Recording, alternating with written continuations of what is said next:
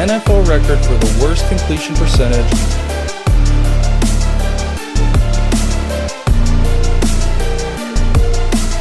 This is a game you need to win. This is a divisional matchup against a team you should beat. This is how you stack up wins.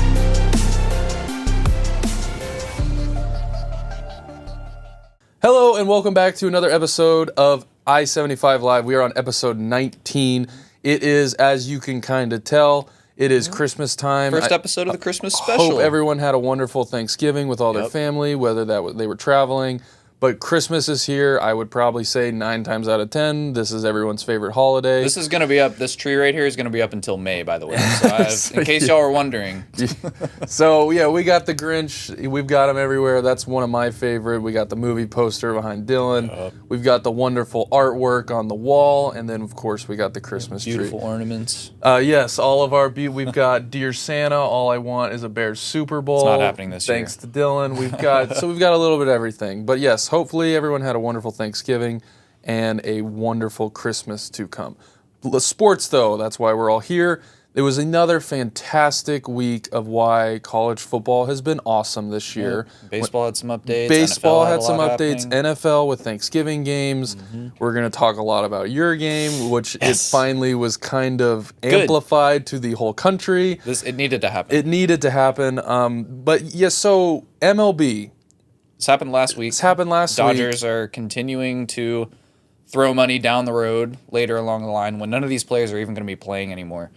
So last week, the Dodgers signed Blake Snell, who was with the Giants last year, and 2 years off of a Cy Young, to a $175 million deal, and I think like 60 to 70 million of that is deferred for later down the road. So as it stands currently, with no salary cap in place and nothing stopping the Dodgers from doing this, they have now over $1 billion in deferred money through contracts, including 6 total players on their roster, which have Ohtani, Betts, Snell, Yamamoto, and 2 others that I'm forgetting about.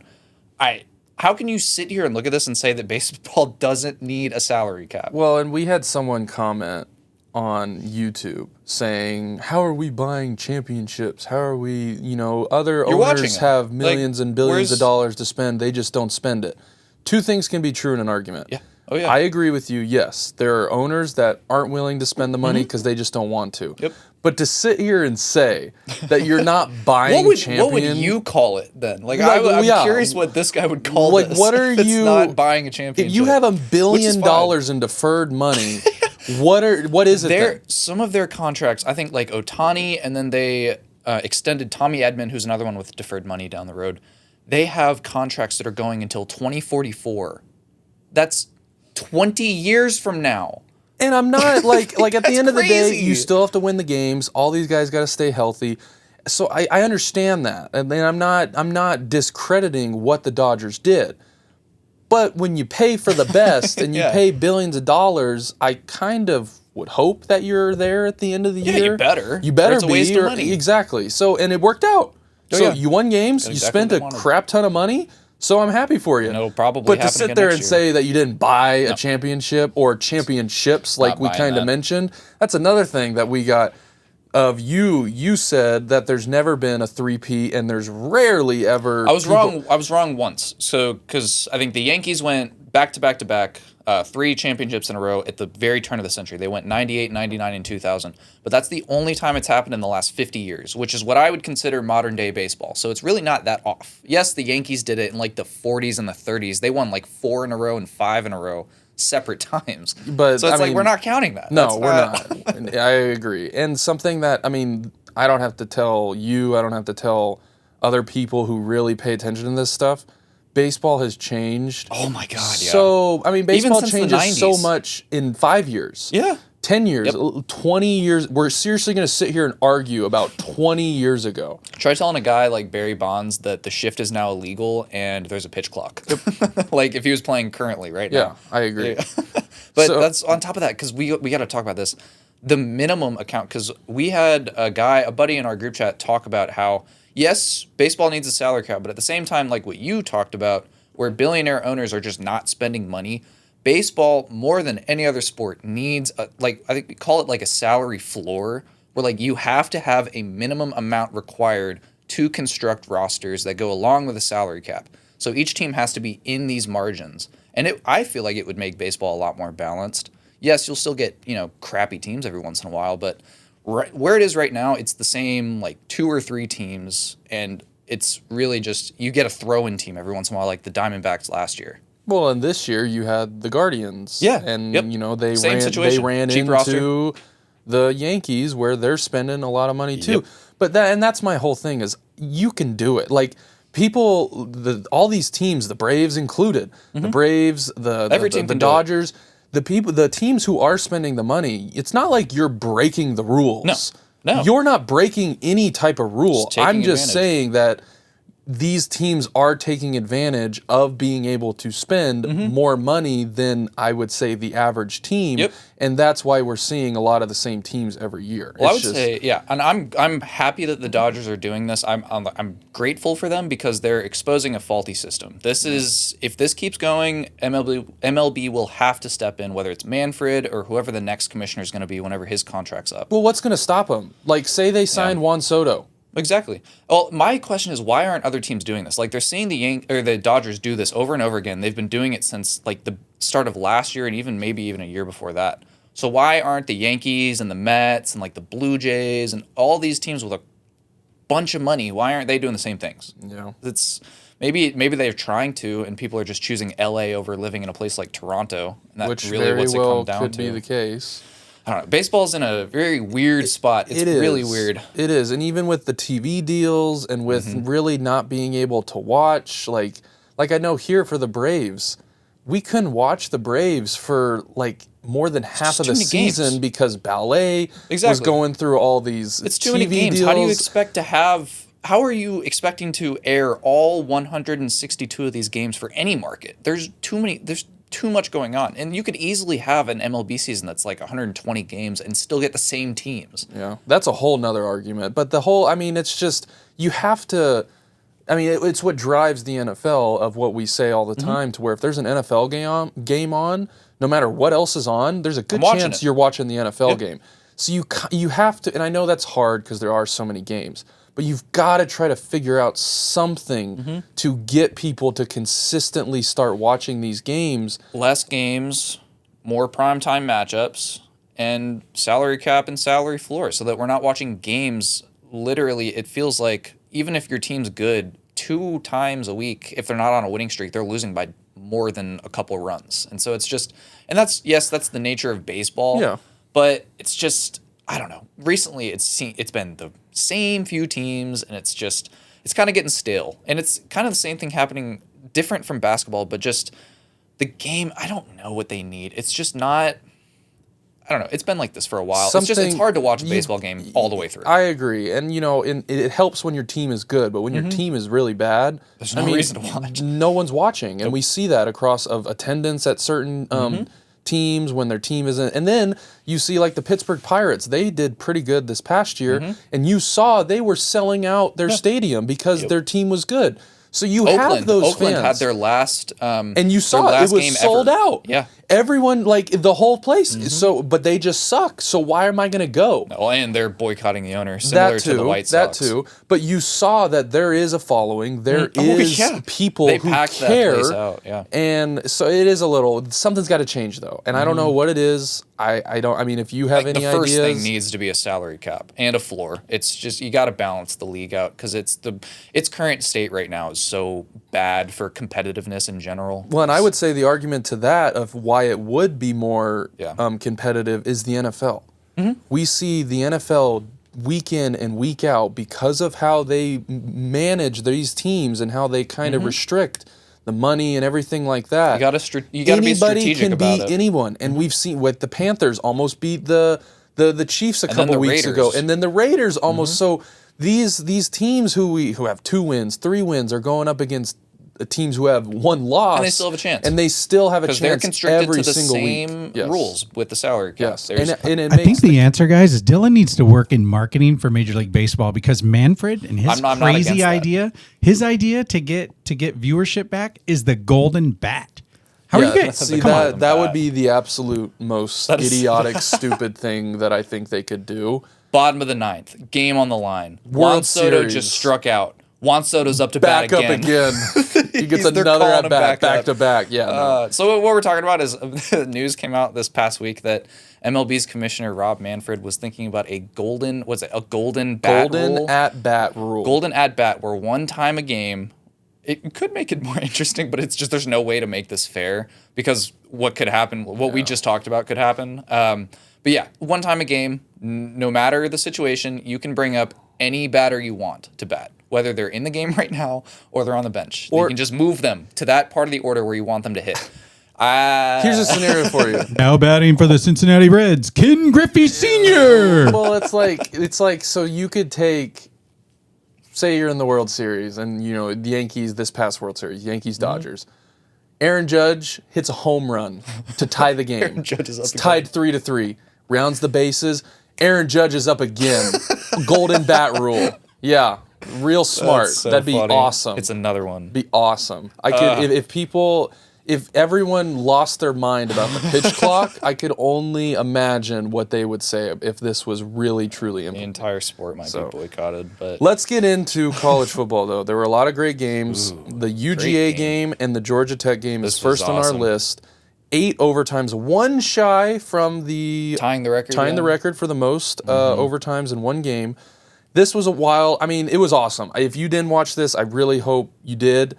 Or stay up to, or didn't leave. Everyone take a second to shame Dawson's brother Jake for leaving this game in the third quarter. He left in leaving the game. The start of the fourth quarter. I texted him. So disappointing. I texted him after the game. I was like, I said, I really hope you didn't leave. ... Didn't hear from him the rest of the night. The next morning, he texted me and said, we left at the fourth quarter, the start of the fourth quarter. Why? Oh my god. So this was a great game, though. I definitely think we kind of mentioned it. We said this was going to be very competitive because Georgia Tech, Georgia, they've always been competitive rivalry. Georgia Tech has a good team this year too. They do. They've had their quarterback played good. Now I will say what's concerning to me about this game is Georgia Tech's secondary cornerbacks specifically. They were out. They had so many injuries. I think they had 6. They had 4 injured going into it that played a ton. Didn't even suit up. And then during the game, the first 2 quarters, they had 3 more go down. Oh, God. So to me, for Georgia having all the problems that they had in the receiving room, most drops, I think most drops in FBS yes, right now. This year, which is crazy. And they still kind of really weren't able to get that going until the fourth quarter, until maybe overtime. Well, they even needed a fumble. They needed a fumble from Georgia Tech to even get that started. They were going to lose that game in regulation.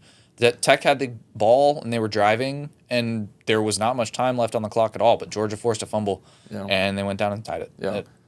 It was a great game, though. But the receiving, it has been an issue all year, but the receiving core for me going into the SEC Championship now, and then they're going to be in the playoffs because they've already made it. That does scare me a lot with Georgia. I just don't know. You're going to be going up against very good teams now. Oh, yeah. And you have been all year because I know you had a really hard schedule. One of the hardest in the But that to me might be the defining line for them to go, our team just wasn't good enough in that aspect this year, and that's kind of what held us back offensively. Yeah, but to go more on this game, NFL needs to adopt the college overtime rules. So awesome. Why are there still ties in NFL football? It makes no sense. Could you imagine so Josh Allen and Patrick Mahomes going shot for shot with 2-point try plays that'd be awesome. For 10 overtimes? NFL just doesn't like entertaining football, apparently. They are the no fun league. They don't have that nickname on accident, that's for sure. It would be so awesome.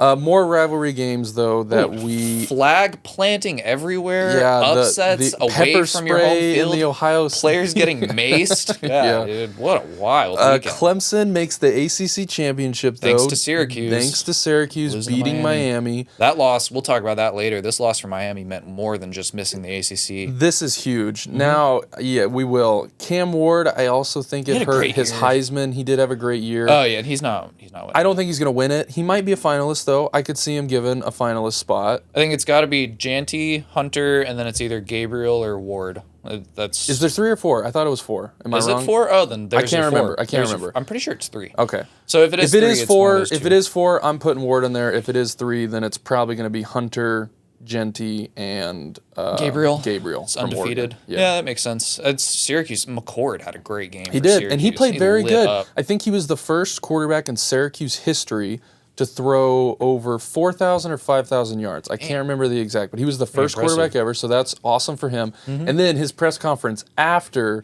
talking about Ohio State losing and how he was like, well, everything comes full circle. So to me, that was pretty cool, and that was a sly little comment that he made. But yeah, I thought he played very good. Oh, yeah. Again, I think Syracuse was a huge...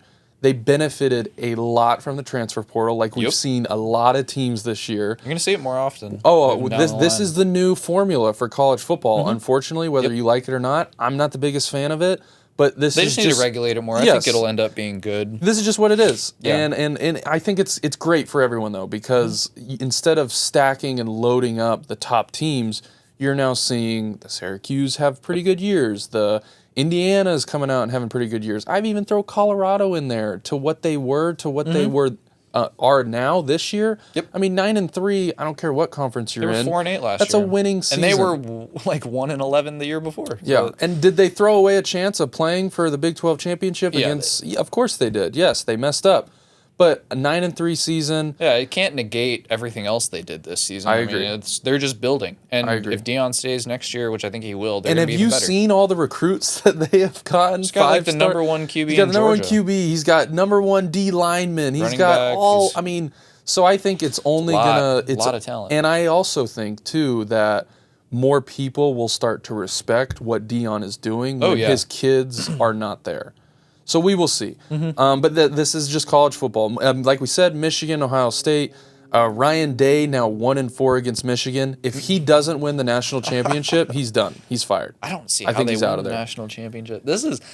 I can't figure out Ohio State because they had everything they needed to beat Michigan. And again, like Dave Portnoy said earlier this week before that game, or even after the game, he was like, "This was the year that you were supposed to beat us. Like this was our weakest year. Like we are little bro this year, and you still couldn't get it done." So well, and Michigan Michigan has a quarterback next year. Michigan having 63 passing yards though. This is like the 4th or 5th time this season where they've won with under 100 passing yards. It's ridiculous. It's like a broken record. We've talked about this so many times. So the fact that you still couldn't even pull it off at home, they didn't even pass for 100 yards. I mean, the reality of it, I think, is if he doesn't win the national championship, he's gone and he's fired, and they're going to go find someone else. Ohio State's got some tough standards up there, but this last one, Clemson, they got a lucky break because Syracuse won, but losing to South Carolina at home just gives me zero confidence that, one, they should be in the ACC title game, but that they'll even win it. They limped into it. Well, in South Carolina, too, people were making a strong argument for them because they haven't lost since October. And that was Alabama, right?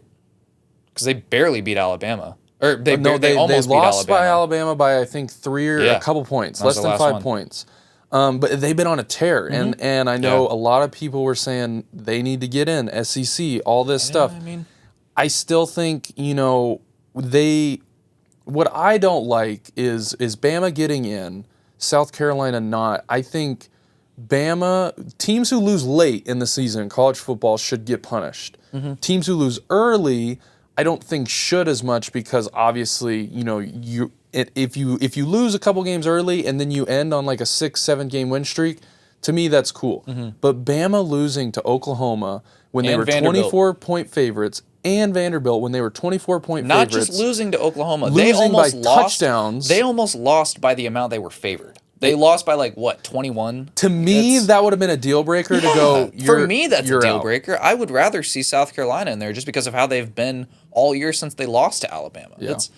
I don't know what the committee's going to do, but it's just well, they've made it very clear that they do kind of and the stat that we saw, Alabama is 6-1 against opponents who have a win percentage over than 500, and they're like 5-1 against ranked opponents. So they valued the ranked wins, which is probably the smart thing to do. But if you're doing that at the end of the season, to me, that's a deal breaker. That's what we've seen the past couple years with team. I mean, we saw it with Georgia. We saw it with if you lose late, bad. I don't think you deserve it. I mean, that's why I'm not on the committee, and that's why I don't look at a lot of these numbers they do. They valued the rank wins, which I do respect, and I do. They play in the SEC, so chances are every team you're playing is at least top 25. Yeah, definitely. So we'll see how it all shakes out. I would probably rather put in someone like Miami just because I think they have a better quarterback. I don't know. Miami would just be a more fun team to watch, I feel like. It's just, we've seen Alabama just completely become dismantled during games. And it just, I don't want to see that in the playoffs. I want to see the most competitive team. And yeah, Miami's losing. They lost, but they're not getting crushed. They were competitive. And I don't think they've been crushed all year. No. They haven't. They've been in every single game, and they've won so many, like, just close calls. Cam Ward has been lights out when he's needed to be most of the time. It's just, we'll see. We'll see. Well, Dylan, we got one for you then. So check this out. So how about this? If SMU loses the Clemson? to Clemson, now think about this. Because if Georgia, because Georgia, Texas, okay, they're both in, no matter who loses. Oh, absolutely. Okay, so does that mean that Clemson knocks out Alabama if Clemson wins? It's gonna be weird. Because are they going to knock SMU all the way out of the top 12 when they're number 3 right now? Oh. Well, see, they're number 3. Well, they're number 3 because they're assuming that they're going to win the ACC. That is, the top 4 seeds for the playoffs are all of those big conference champions. So if SMU loses, they could. I don't know. But with you being said, if Clemson does win that game, SMU drops to 11-2. I don't think you put they them might in. actually knock Alabama out. I don't know. You think they would put in an SMU 11-2 team over Alabama? Actually, I don't know. See, I think because I already know that Georgia's in, I am rooting for chaos in this situation. I want to see the craziest Well, that's possible what's going outcome. to cause chaos if you have some of these teams win who rooting for weren't even Clemson? supposed. Yeah, if you have some of these teams win that aren't supposed to win, that we kind of saw last year when Alabama beat Georgia, and then all of a sudden it was like, well, crap, what do we do with? Yeah, Alabama has to get in because they won. And then what do we do with Georgia? And then Florida State got left out. Yes. So this is kind of what it's boiled down to where if you have some of these teams win that really aren't supposed to win, like if UNLV wins, beats Boise, like that would be another. They're automatically in, and they're at least a 4 seed, and they'd get a bye. And then what? Does Boise 12 seed? I think right? No, that is 4. You're because right. Because if Boise wins, they get the 4, they get a bye, and then they get a home. So if UNLV wins against Boise. Weird. UNLV gets the 4 seed. It's Does really Boise weird. still get in and they push out? Seeing UNLV as a 4 seed would be so funny. You just really know, and this is why you play the games, but it's going to be very, very interesting. But to go on top of that, the AAC championship, Tulane versus Army, we are picking these games. These games will be on our, it was special requests by some of the guys. These games will be on our pick'em that we post. We've got 6 of them. We're going to do all of them. But Tulane, Army, I'm going with Tulane. I'm going Army. I don't think Army is. I like their quarterback. I do really like their quarterback. I just don't think they're going to be able to do enough offensively. Fair. The way the triple option, I just think it's dying. I think it was fun and it was a cool story.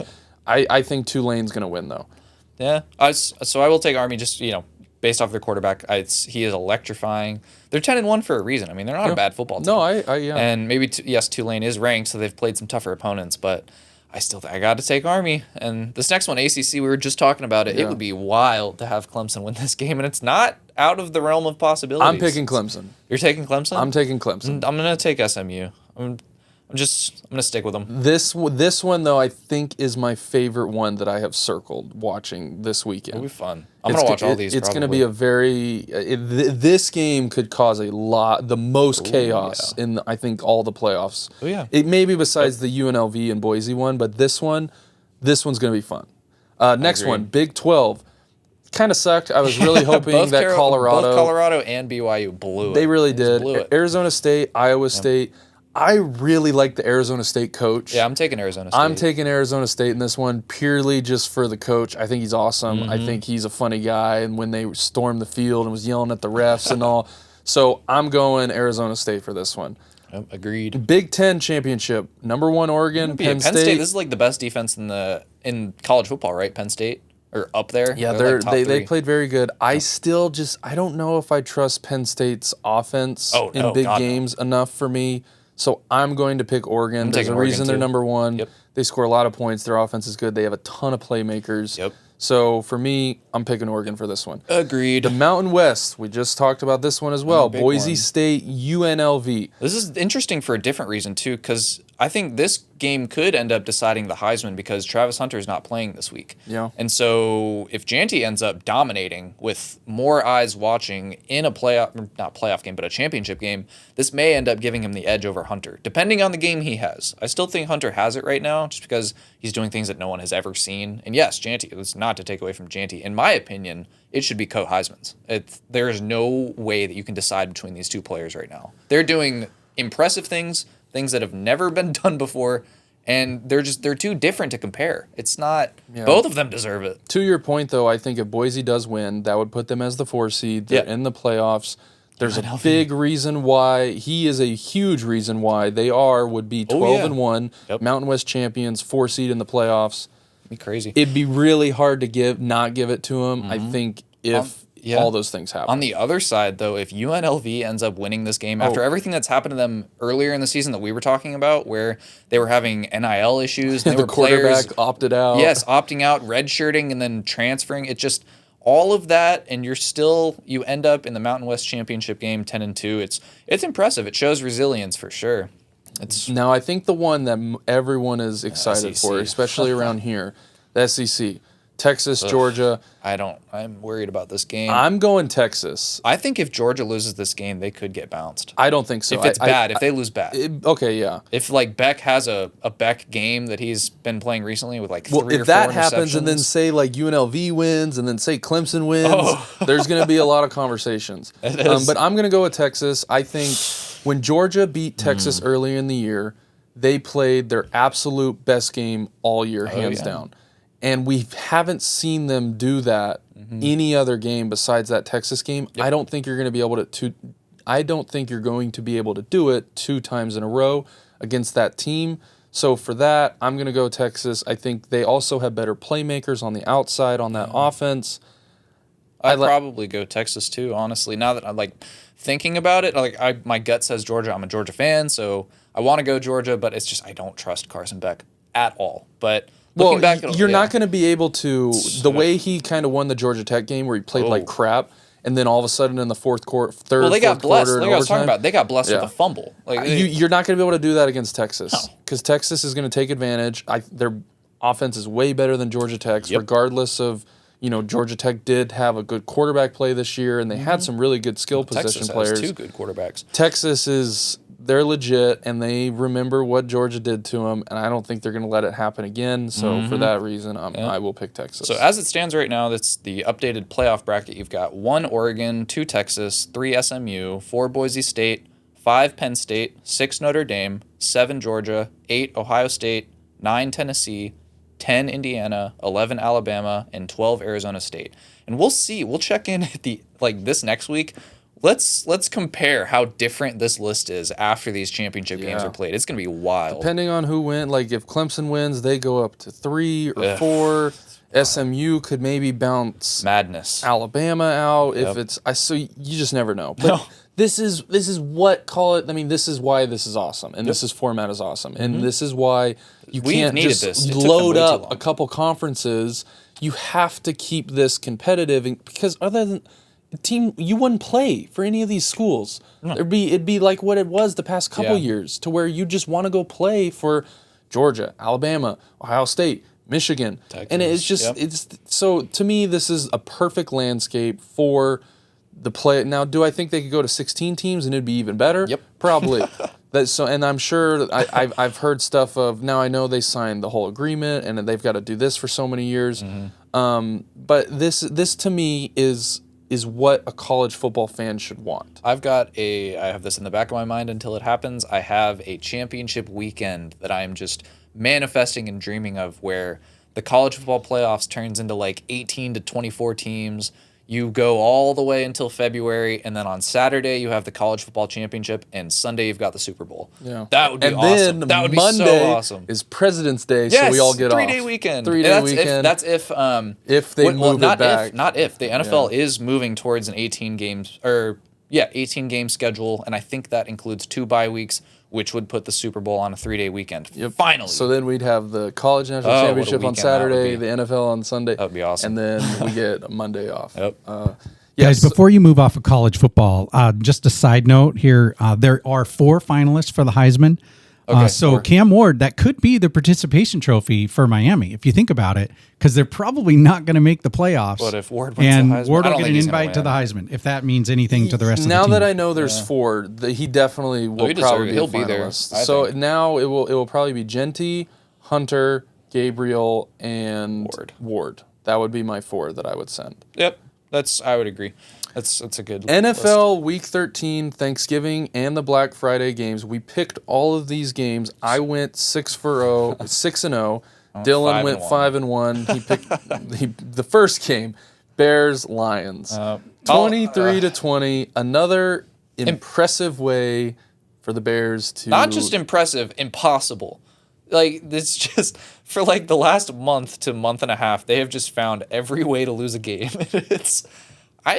I don't know what else to say. We'll talk about this more when we talk about like the news that happened this past week of why this was the best case scenario once again. But I will say Caleb looked awesome in the second half. He had started out very slow though. Yes, he started out very slow, but that makes this next stat that I'm about to rip off even more impressive because he is the first QB with multiple passing touchdowns against Detroit, and he has the second highest rating against Detroit this season, and he did it in primarily one half of football. It goes without said. We've got the guy, we just didn't have the coach.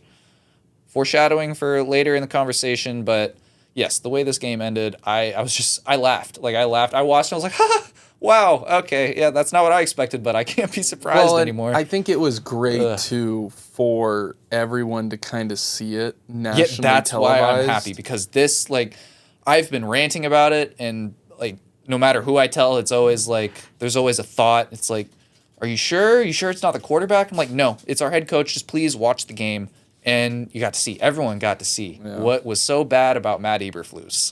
Right. And then coming out after the game and saying that, I think we did the right thing there. I'm confident in how we handled that. You're just signing his death note. Yeah, what are you doing? He just signed his signature. What are you doing? Next game I had a great nap. That's all I got to say for this game. So this one, though, I will say was a little bit better than I thought. Yeah, it was 2 bad teams competing. It was. The Giants and Cowboys. I kind of enjoyed this game. I think the whole Drew Lock had some cool moments. He definitely didn't play very good. You can't blame him though. No. The Cowboys are still just not playing Trey Lance for whatever reason. It's just another waste. Now I know they won, but again, like you said, they're going to have to choose to pay him this offseason or not. Just let him walk and say we Mingo had 2 targets. Oh wow! 0 catches. Wow. So that was a heck of a trade, too. That was worth it, though. It was so worth the 4th-round pick. Trade. Yep, and they're going to have to pay him or decide in the next couple of years. So that was smart. Jerry Jones, everybody. This one was kind of whatever. Cowboys win it. Oh, well, who cares? Both these teams suck. Dolphins, Packers. Dolphins are missing the playoffs. I think so, too. They started off so slow to where if they wouldn't have started off the way they did with the fumble and kind of getting already behind – Tua, he didn't make mistakes. No, he had a ton of passing yards. It was just so it's not like it was completely his fault. No. Now, ultimately, you are the quarterback. You got to make plays, regardless if you make mistakes or not. If you were playing too conservative or whatever. But the Dolphins, I think, for the whole of not being able to play in cold weather, they did better than what they have shown in the past. But I don't know, the 17 points, and really that doesn't tell the whole story. But I don't. Well, and the Packers are good too. They were at home. Yeah. You give them free points to start the game. Cold weather team on Thanksgiving. So it was just an uphill battle, I think, for the Dolphins. Yeah. For a season too, to where it's kind of like my team. At this point, just lose games. And I know that's hard to tell athletes. You don't go into it going, yeah, we're gonna lose this one, and we want to. We're okay. Okay with this. I understand that. But, I mean, as a Dolphins fan, the way I'm in with the Patriots, now it doesn't matter. The Bills already locked up the freaking division. So just lose games, get a higher draft pick. Yep. You've seen Tua and how good he can play since he's come back. Yep. We've mentioned, even though he's one hit away from dying, he's a good quarterback. He's able to facilitate the ball to his playmakers. Jonnu Smith. Jonnu Smith has been awesome, and that's what I've been preaching to Dolphins fans for years is they need a tight end to roam the middle of the field. This is why I wanted them to trade for Kyle Pitts. Yeah, Jonnu Smith is doing what Kyle Pitts should be doing in most games. I agree.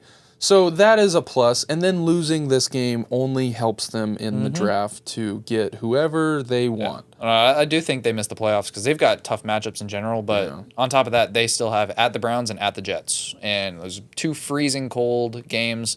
The Dolphins haven't lost. They haven't won a cold weather game in God knows how long.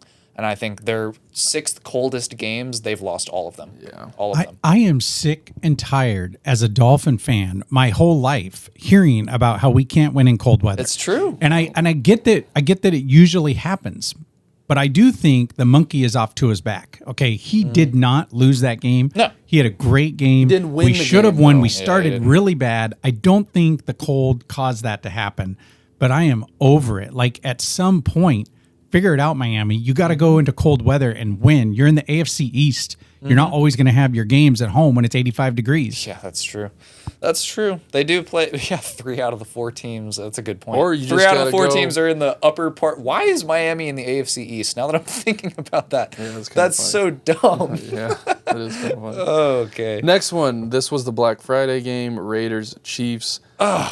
Raiders fumbled this game. Literally. Fumbled it. And Literally. So I'm not going to sit here and say that, that video of the ref, Of the ref running calling a in from false the start. sideline, calling a false start. And then saying, never mind. Never mind. We're going to let the play go. Chiefs ball. Chiefs ball. Game over. So what? It's the Raiders' fault at the end of the day. I agree. You let Yes. the refs do Yes. something like that. You Yes. put them in position to I do agree. that. So if you don't fumble the ball, you win the game. But he's false start. No, actually. The second I saw them fumble the ball, I didn't even wait to see what the refs were going to do. I was like, oh, they lost. Okay. And it was unfortunate because he, that drive, it was a perfect drive at the end of the game to go down and kick a game-winning field goal. Down by 2. And it's just like, what are we doing? Why? Come on, dude. Like, You're so close. You're so close. So yeah, I mean, Chiefs. I think we kind of heard. I saw a clip of Rex Ryan talking about it. That he's seen teams like this Chiefs team before Losing the first round. Like the Steelers. Yes, I did. Like, I'd rather take. God, I would have never said this at the beginning of the year. I'd rather take the Steelers right now over the Chiefs. I think as a whole. Well, they play in a few weeks, so I know. we'll see. We will get to see how will that plays out. I'm excited for that game. That's like 3 weeks from now, 2 or 3 weeks. And we'll get to it when we get to that game. But I have something else to. Speaking of 3 weeks from now, who the Chiefs play, I've got a little Texans. funny. Yeah, I know who you're talking about. Sunday. Yep. So Colts, Patriots. This was awesome for me. Drake May looked great, and you lost. And we lost. Yeah, Travis One Hunter. step closer to Travis Hunter. All you really needed. Well, I guess it really doesn't matter if the Raiders won because they're taking a quarterback. Yeah, they're not really. Yeah, the only team I am a little Jaguars worried about is the Jaguars. Because the Jaguars have a quarterback. And they keep maybe losing. They could go O-line. I don't know. But I'm a little scared that they might they take keep Travis. losing, man. They keep losing. What do they have, 2 wins? Yeah, same as the Patriots, I think. Or they have 3 wins. One below. Either the same or one below. Okay. They might have 2. But speaking of the Jaguars, though, Trevor, I'm sure you saw it, the hit. Oh, man. So I have a couple things on this. I think, for one, we need to stop telling quarterbacks to slide to protect themselves. No. So I think, kind of what Rex Ryan said again, I'm going back to him because he said a ton. I think the quarterbacks should dive at the player's feet, at the defender's feet, because when you slide, you are still putting yourself in a really, really vulnerable situation to hurt yourself. To me, think it's about not it the other way, because then you'd be diving head first into a player. Yeah, but you're diving head first into then you're Tua. Then you're Tua. But that player's not going to hit you. He's going to try to get out of your way. Well, so where when you're sliding, you're still leaving your whole body up for whether they pull up or not to do what happened to Trevor. So to me, I think more of a protecting is tuck that ball and just dive. Like, I don't know. When you say dive, do you mean like what Tua did earlier this year? No, like literally, head first dive? like almost like bear roll into the ground. Oh, just tuck and roll? Yeah, just tuck and roll to protect your head, to not have some big whiplash of someone coming over the top of you and just banging your head. Well, that, and it's an issue of coaches telling their players to try and get every single yard that you can. Because there's been a couple instances where I see Mahomes act like he's going to slide, and then he dips his knee a little bit, and then he stands up, and then cuts a little bit right, and then the player misses, and then he gets like 2 or 3 more yards. And it kind of looks like that's what Trevor tried to do, except the linebacker was having none of that.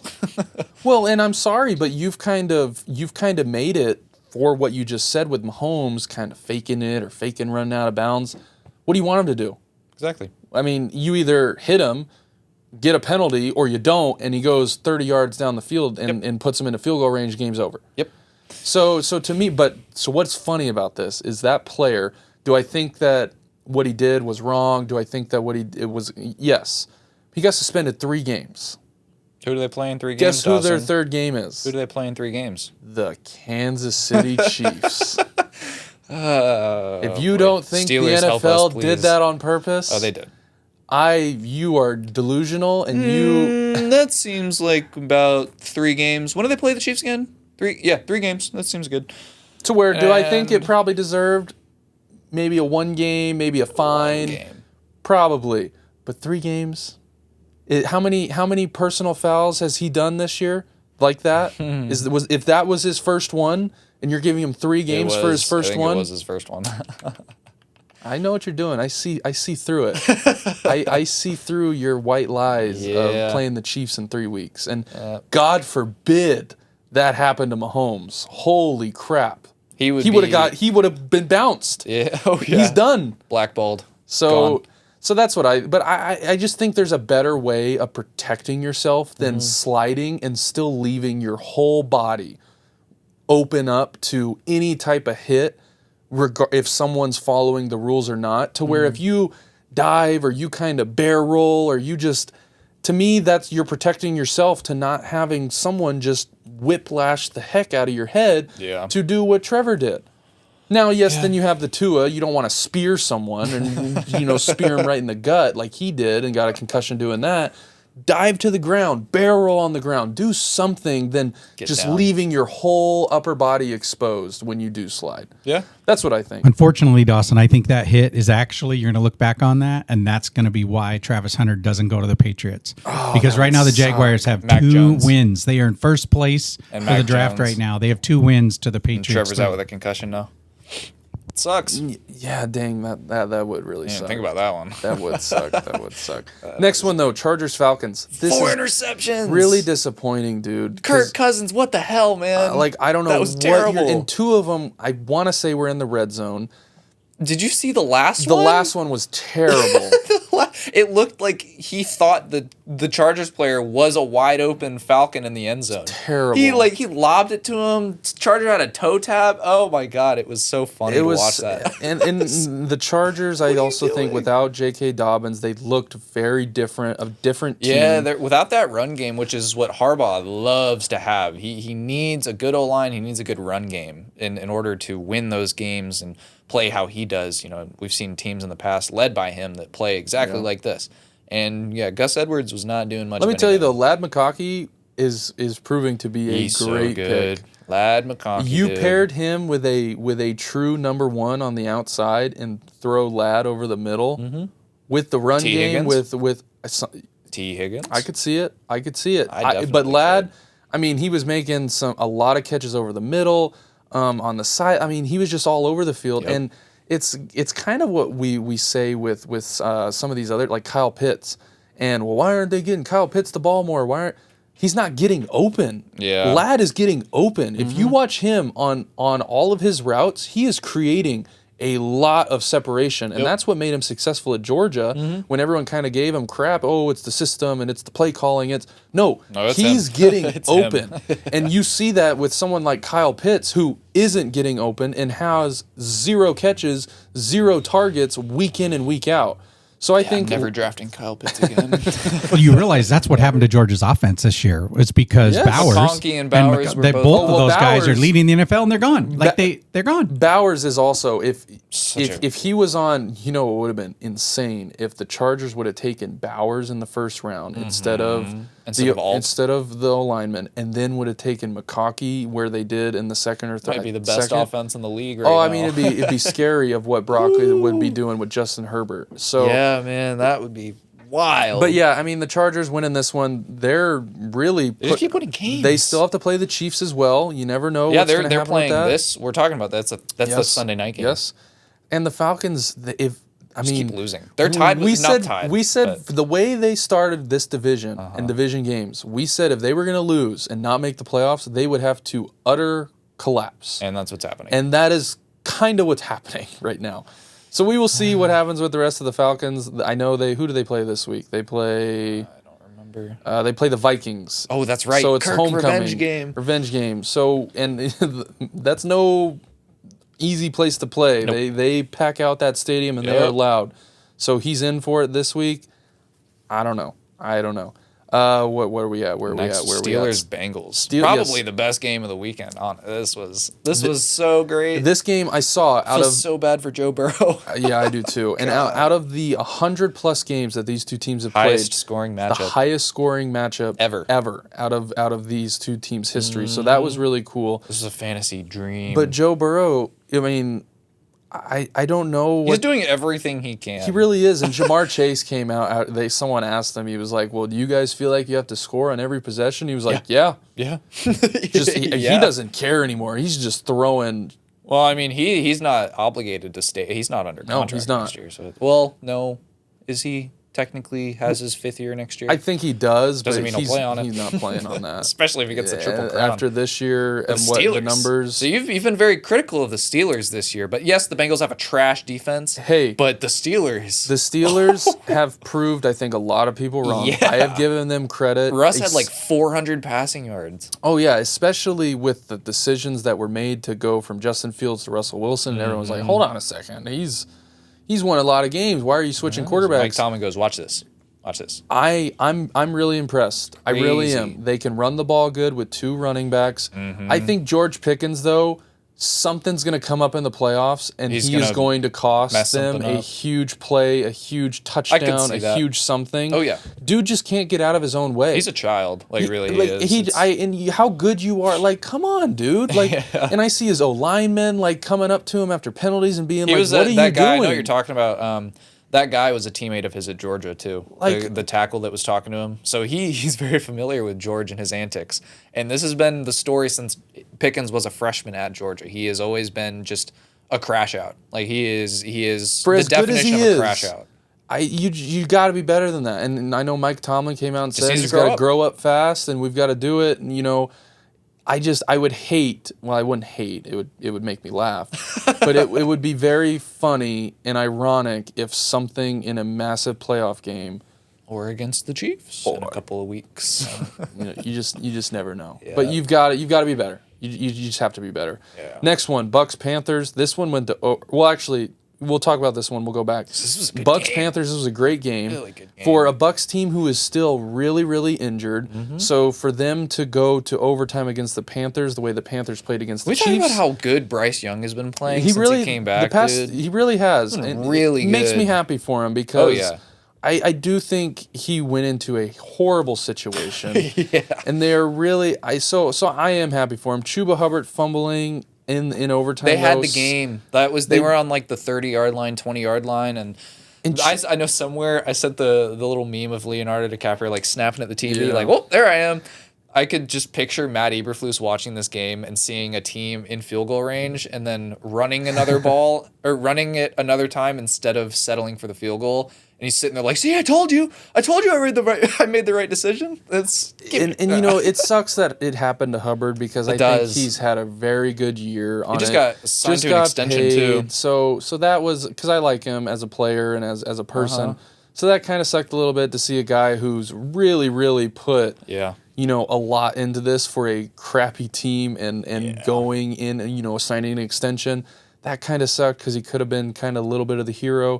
But then this just goes into the Bucks and the Falcons now have the same record. But the Bucks don't win the division. Yes, this is true. The Falcons won both, but if the Bucks finish with a higher record, it doesn't matter. The Bucks needed this game. Yes. Now, they're both 6-6. The Falcons have technically it's either a half a game or it's a full game lead because they beat them both times.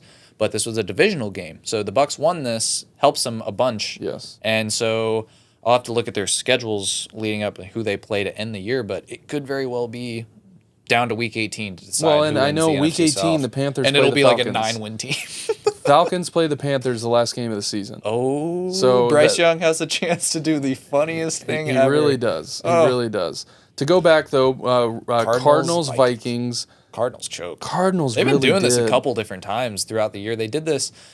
It's not pretty. It's not pretty. And they lost first place in their division because Seattle won. And I think it's just, you can't lose games like that.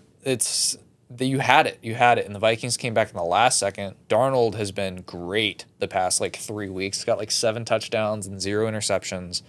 It's just that defense is still playing very good over for the Vikings. Vikings are 10-2. Yeah, I wouldn't have said that. No, not even close. Yeah, not even close. I was a little disappointed in the Cardinals. I thought Kyler Murray played good. He didn't play well enough down the stretch to really put it away, which you've got to be able to do that as the starting quarterback who's getting paid a lot of money. Yep.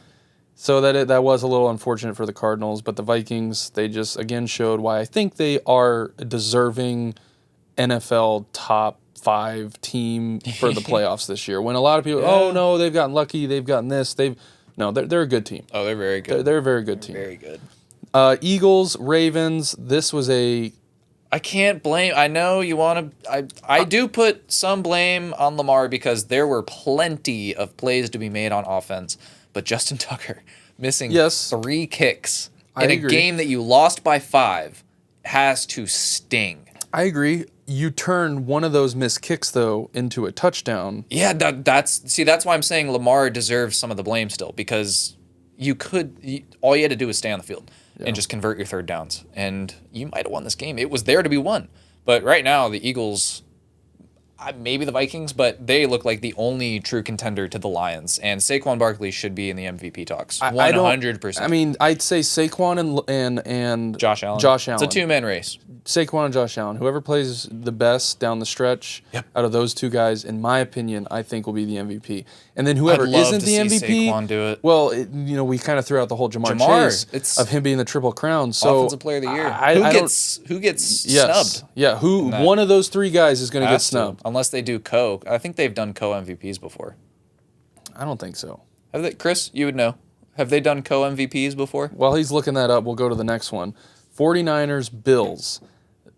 This game was awesome to watch because of the snow and because of the atmosphere it was in. Aesthetically pleasing. The 49ers, though, you have this. They suck. We'll talk about this later in the news. But what was really cool, though, was Josh Allen got credited for a catching or receiving touchdown and a passing touchdown. You want to know the crazy part? That's not the first time that's happened in the NFL. It's happened a couple times. Yeah, so that was pretty cool. But Josh Allen, like we said, he's playing at MVP. He's got a great running game with the 2 backs, the rookie out of Kentucky. You got James Cook. So I think the Bills, they won their division, the earliest a division has ever been won. I'm pretty sure in the NFL. Wow. So I didn't know that. The Bills are going to be, and they beat the Chiefs. They're fighting for the 1 seed. I kind of hope they get the 1 seed so they can get a home game against all the Chiefs. Need to do, the Bills need to win out, and the Chiefs need to lose to the Steelers. And there you go. Bills 1 seed. Yeah. And then AFC goes through Buffalo for first time in didn't it go? No, it went through the Ravens last year. Mm-hmm. Yeah. 49ers though, injuries.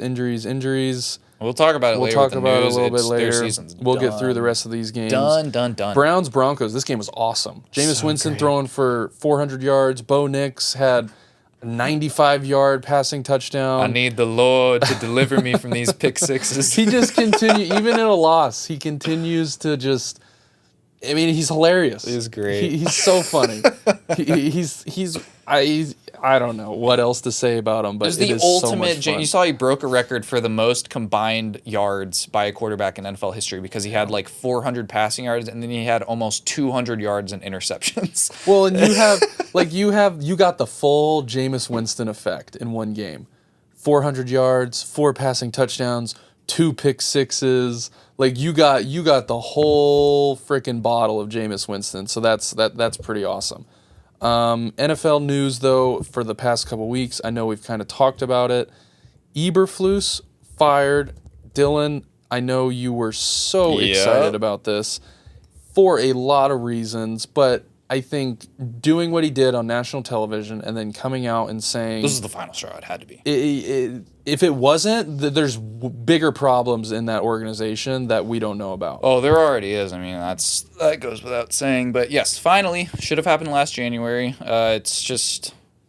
I'm happy that the season ended up being a little bit promising because we got to see that Caleb is the guy. You got to find out that Eberflus is definitely not the guy. And just seeing all these reports coming out about how dysfunctional that this coaching staff was, and just the fact that Eberflus hired Shane Waldron in the summer, or before the summer, and one of the first things Waldron does is he completely uproots the running game that they had established with their offensive line coach for 2 years, the last 2 years, scrapped it all, did it completely different. He also tried to implement a passing system that's hard for veteran quarterbacks to learn, and gave it straight to Caleb Williams. So the fact that he was even performing as well as he was some games with him, incredible. I have so much respect, and I give a lot of credit to Caleb for being able to even show us that, he can do stuff like this. But reports also coming out that Ryan Poles wanted to fire Eberflus after last season and ownership wouldn't let him. That's where the underlying issue is, right there, ownership. Yeah. And it's just a bunch of beta males running the Chicago Bears who do not like making the tough decisions. And it's just, I hope they get this one right because we hired a new president. The old commissioner of the Big Ten, Kevin Warren, is now in charge of football operations for us alongside our GM, Ryan Poles. And Eberflus was hired before he got the job. Kevin Warren got hired for to do stuff like this. He's in charge of the stadium and hiring people to bring in for a coaching staff. He would hire a GM if he were to get fired. But it's just, this will be his first actual hire as president. And I have faith that he's a football guy, that he'll make the right hire. There's a short list of people that I want. I don't want to say any names because I don't want to jinx it. But yes, there's a certain few people in Detroit that I would be very happy with. But I think a lot of teams would be very happy with that guy as well. Why Chicago? Why? Kirk Cousins, though, if they end up missing the playoffs, I think he could get traded. I don't think they do. Well, my question is, who would trade for him? I don't know. With that contract, with his age, it's just you might as well just sign Sam Darnold to a deal. Because you're getting, Sam Darnold's playing better, and he's much younger. Yeah. But it's I have a short list of teams that could even afford that contract, and teams that don't have a quarterback, but a lot of these teams are in position to draft one next year anyways. You've got the Titans, the Raiders, the Giants, and the Jets. So it's don't forget the Jets have that Florida State guy sitting on the bench behind Rodgers, so you never know what he turns out to be. Yeah, I mean Falcons are in. This is not where you want it. This is worst case scenario. When you were drafting Penix, this is what you did not want to happen. Yeah, I agree. This is your nightmare. Now maybe this is kind of to why they did take Penix. Maybe. I still think, though, if you have a pass rusher like Verse and like we've seen with some of these guys. So I will say, actually, the Falcons, they lost this game because of Kirk. That was the one bright spot. They had 4 or 5 sacks on Herbert. It was the one bright spot they did have in that game. Finally, they had some sacks. Yeah, they lost on an O-line who has played very good this year. Incredible. So that is the underlining of the Falcons, is if Kirk Cousins can just not turn over the ball, they still get some production for the rest of the year with that D-line and getting QB pressure at least. Oh, yeah. You never know. But I could see a scenario to where... he's going to go. I'm looking at this. I don't... I don't think he will because I still think they make the playoffs. He's getting paid $180 million. Yeah. And what if they don't if they don't make the playoffs? It's just this is a disaster. Yeah. It's dumpster fire already. If they don't make the playoffs. If they don't make the playoffs, which is, it's a stretch because their division sucks, but they're not playing good right now either. They're not. Kirk's not playing good. So, like we kind of mentioned when we talked about the Ravens, Justin Tucker, the league's worst. League's worst field goal percentage. He's been Mr. just consistent. Automatic every time. You know what I think happened? I think he messed with the voodoo magic of the Chiefs in the playoffs last year when he pissed off Mahomes and Kelsey, and now he's cursed. Taylor Swift cursed Justin Tucker. That's what I think happened. It's just voodoo magic. That's awesome. And maybe it's because they play in the same division as the Steelers too. Maybe the Steelers are passing on some voodoo magic as well. I sure hope not. You had this written down though. This was something funny that I'm sure... I haven't heard this narrative brought up much at all this year, which is kind of surprising because it feels like more times than like in recent years, this is like Madden curse. Christian McCaffrey. Is he cursed, Dawson? You think? I don't know. I think he might be. Madden curse. For someone who's done everything the right way, who's just been put your nose down, put your head down, and grind. Yep. Why him? I don't know. And it's for a player that's so much fun to watch. Christian McCaffrey is because what? Yeah, he had Achilles tendonitis in both legs, and then now he has a PCL injury. He's on injured reserve for 6 weeks, and he's not gonna play. And not just that. Ever since McCaffrey got named to the Madden cover, they've had contract issues, numerous contract issues. Ayuk is out for the year. Debo is having a career low year. It's just Hufanga, their star safety, played 2 games. More defensive injuries. Bosa's missed time. It's just, and they're what? What are they? What's their record? Like 5-7? They're not good. Not good to what their standards are. No, to what they have been. You kind of brought this up too. To where do you think Shanahan gets fired? I think I don't think he deserves it, but I think the 49ers expect a certain standard, and this has happened before. Every single time under Shanahan that they've made the Super Bowl, they've missed the playoffs the next year. That's a real stat. And so if they're tired of the same old thing happening and almost getting there, they may look for a guy like, what if Bill Belichick were to go to the 49ers? Just saying. Yeah, I hear you. I hear the argument of yes. I just don't think they're going to do it, though. Because I think he deserves it. He's going to be able to say, no, look at all the injuries. Look at what I dealt with. Look at all this. Look at, my starting quarterback didn't play the whole season. My starting running back didn't play. All the injuries on defense. My starting safety. So he can point to so many different things to where he's had so much success. It's true. But I do hear your argument of maybe the 49ers they just think don't they mess can do around. better. Maybe they thought that a coach could have done like Kevin Stefanski last year. The Browns were in a very similar situation, arguably worse, and they made the playoffs. Yeah. So don't tell me it's not possible. No, I'm 100% saying it's possible. I don't know, because it's like another guy, Stefanski. Like even after the year that he showed you last year and what he was able to do, he's on the hot seat this year. Yeah. So it's crazy to think. And wherever those 2 coaches go, if they end up getting fired, that team's going to be successful.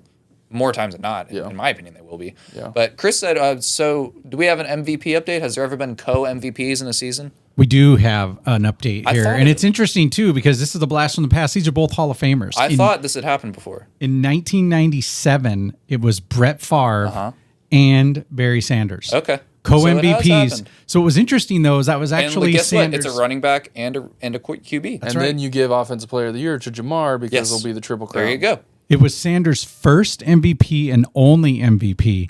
However, this is crazy. It was Favre's third MVP in a row. Jesus. It was his third in a row, so he was happy to share it. Wow. Although Favre lost because they lost in the Super Bowl that year to the Broncos and Mr. John Elway. Yep. That's interesting. Okay. So it is possible. It's happened. I will say, kind of to our argument of what we say about the MLB, to where it hasn't happened in 20 some odd plus years. Times have changed. But this year, if you were going to do it this year, they deserve it. I think they both deserve it. To what they're doing for these teams. Yeah. I know both teams have the same record right now. It's just they're both doing similar things for their team, just dominating, scoring touchdowns, and winning games. It's just I can say that you can look. I think it would really, really be an argument for it if the Bengals were playing good. Because they can look at Jamar and go, but then you'd have to look at Burrow. Then you have what the hell do you do there? You got Burrow, Allen, Saquon, Jamar. Who the hell do you give it to? Yeah, it's crazy. Yeah. I think it'd be cool. I could see Josh Allen, Saquon being co-MVPs, and then giving the Offensive Player of the Year to Jamar. I think that's the way to do it. If the season were to end today, that would be my decision. Yeah. That would be how I played it out. I could definitely see that. So let's quickly run these Week 14 games. We already went through the college games. Packers, Lions, Thursday Night Football. Thursday Night Football has been money. Great money the last few weeks. It's been awesome. I'm going to go with the home team and the Lions. Although they are very injury riddled, the Packers are playing with a lot of confidence right now. It's a division game. But I can't go against the Lions at home on Thursday night. I'm going the Packers. I don't blame you. Because the Lions beat the Packers at home earlier this season. I think this is the Packers' revenge game. And this is a game going into Detroit, Well, Thursday Detroit, night? this yes, it helps Detroit, but it also helps Green Bay. No one's having to play in the cold, and Green Bay's got a great offense. Yeah. And they got a really good defense. Yeah. Really good defense. Their secondary's great. Secondary's good. And so it's going to be a really competitive game. This is going to be awesome. It gets decided by like 3 points or less, in my opinion, but I think the Packers pull this out. It's going to be a great game. And, they both played on Thanksgiving, so they kind of had a full week. Yeah. Each team had a full week. Even playing field. So this will be a great game. Browns, Steelers. You never know with these division games, especially if Jameis Winston comes out and throws for 400 yards again. Well, here's my prediction because of what happened with the Steelers Bengals last week. I think this game ends 9-6. Yep, you're probably right. 9-6. That's a good. That's take. my prediction. Yeah, that'd be a good take. Field goal game. I predict he will get exercised of his pick six demons. Oh yeah. You don't think he'll throw a pick six? No pick six No against pick the sixes? Steelers. They got a good defense. They do have a good defense.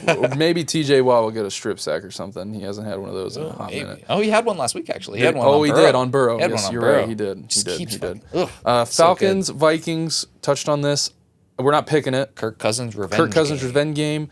He cannot throw interceptions against this defense. I think like the last 3 weeks, Kirk has not thrown a touchdown pass. He hasn't. And he's had like 7 interceptions. I think 6 or 7 interceptions. Not good. Whew. So you've got to quickly turn this thing around against a very good defense in a hostile environment. If you going back, you never know how they're going to react to you coming back. Well, say what you want because this also matters for your division because this is an NFC team. Yeah. And if you lose to this NFC team and the Bucs end up getting a game on you, it's going to come down to NFC record. And who knows who gets in? Who knows? Because they both have a few more NFC matchups. Yeah. So I don't know. This is going to be a really good game. Seahawks, Cardinals, another huge division game. 1 and 2. 1 and 2. Well, Rams are tied for second place right now. with Cardinals. Technically, yes. But Cardinals, they've got to. I mean, what you did against the Vikings, you got to come out. You got to finish the game. You got to finish the game. You're at home. Finish. You need this game. I think if you want any chance of winning that division, and even maybe making the playoffs. The with the wild NFC's card. loaded this year. Yeah. I saw the wild cards for the NFCs are like 9, 8, and 7 win teams right now. Yep. That's wild. So this is a huge game for implications towards the end of the year. You've got to play competitive. You got to finish this game. Yep. And the Seahawks still. I mean, the Seahawks are playing great.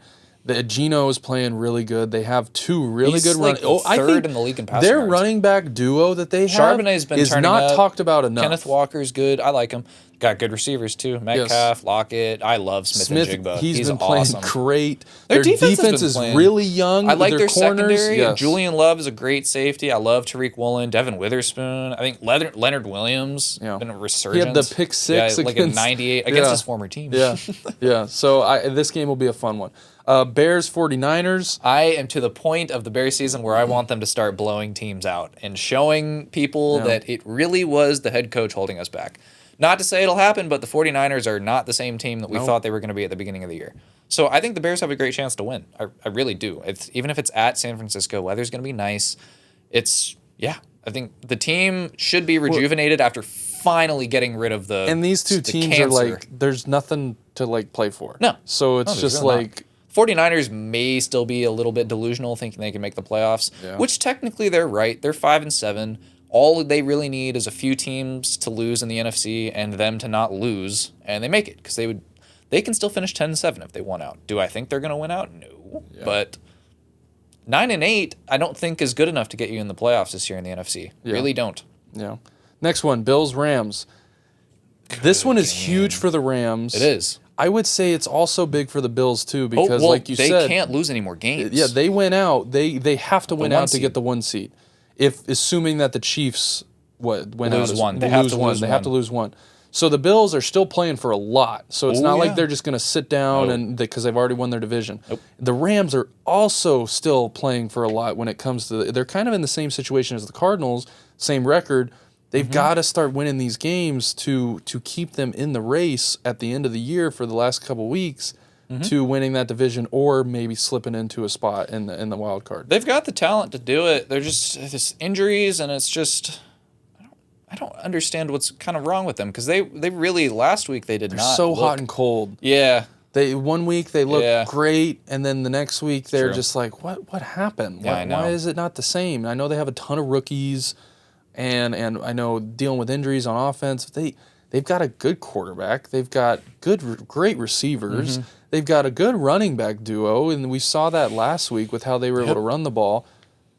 But the Rams need this one for a lot of reasons, like we said. The Bills also need this one for a lot of reasons. Like important games this week. Chargers at Chiefs Sunday Night Football. Taking the Chiefs. I really wanted to take the Chargers. I did too. With Dobbins out, I might have taken the Chargers if Dobbins was playing, but I didn't like how the Chargers looked last week. I agree. Really didn't. I agree. So for that, also, I will be taking the Chiefs. They're at home Sunday Night Football. Yep. Chris Collinsworth will do what he does on Sunday night and talk about them the whole time. So, yeah, I got the Chiefs. And this Monday night game is good only for fantasy purposes, honestly. If you have any of these players. Bengals, Cowboys. No defense will be played on Monday night. I'm hoping for it. No defense will be played. I'm hoping for Jamar Chase and Joe Burrow. Another 200-yard performance from Jamar. 2 touchdowns. I mean, at this point, Joe Burrow's got nothing to lose. Might as well just go out and sling it and call it a day. Yeah, I'm taking the Bengals.